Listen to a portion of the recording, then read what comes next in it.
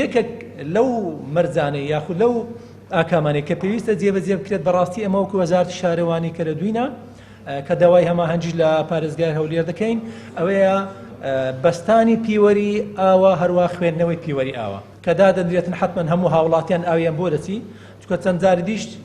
باسمان کردیا حکوومەتی هەرێمی کوردستان بودجەیەکی یەکجار زۆر مانگانە و ڕۆژانە سرف دەکاتن بۆ دابیکردنی ئەو خودمەتگوزاریە گرنگە لە بۆ هاوڵاتیان خۆشبەختانە هەتا ئێستا بە شێوەیەکی باش دەتوانن بڕێن جێبەجێ کراوە بەڵام لەگەر ئەوەشدا زۆر جار کەم و کوڕی یاخود کێشەی ئاو لێرە و لەوێ دروست دەبیتن پیوەری ئاو یاخود خوێندنەوەی ئاو ئاگامە لێبوو لە چەند ڕۆژی ڕابردوو یان چەند مانجی ڕابردوو کێشەیەکی زۆری لەسەر دروستکرا ئێمە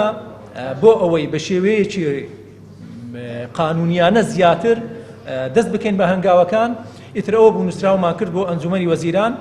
خۆشبەختانە لە ئەنجومەنی وەزیران بەیانیش پێدەرچوو پشتگیری ئەو پرۆسەی دەکاتن تا کۆتایی مانجی 2 واتە 1 هەر هاوڵاتێک ئەگە پیوەری نەبەستابیتم بەڕاستی بەجێرەی ئەو ڕێنمانەی لە ئەنجومەنی شورای هەرێم لە وەقاعی کوردستانی بڵاو کرایتەوە ئێمە تەعاملی لەگە دەکەین.